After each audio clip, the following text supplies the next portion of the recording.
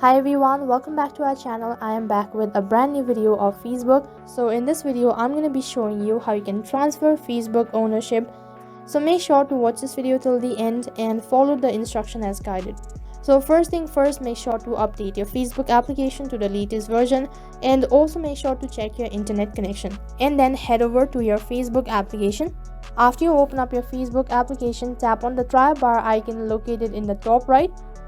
And after that, tap on pages. After you switch your account, what you have to do next is that you'll have to tap on the try bar icon once again, and once you're directed to the menu page, tap on the gear icon located in the top right. After you tap on the gear icon, on the other interface will be directed to the settings page. So right over here, tap on page settings. After you tap on page settings, on the other interface will be directed to personal information, and then scroll down, and right in between there's a title as new pages experience.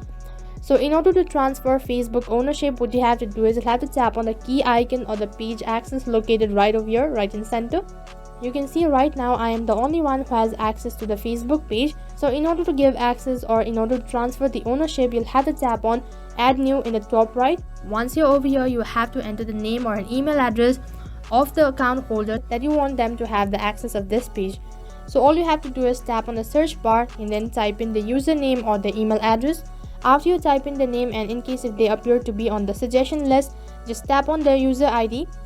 And on the other interface, once again there is a confirmation, so make sure to go through it and then tap on give access. So for the identity purpose, you'll have to enter your password that is associated with your Facebook. Since this contact was already a group member or the admin of this particular group, you can see that the user ID has appeared right over here. In your case, this might not happen, so all you have to do is wait patiently until they accept your invitation.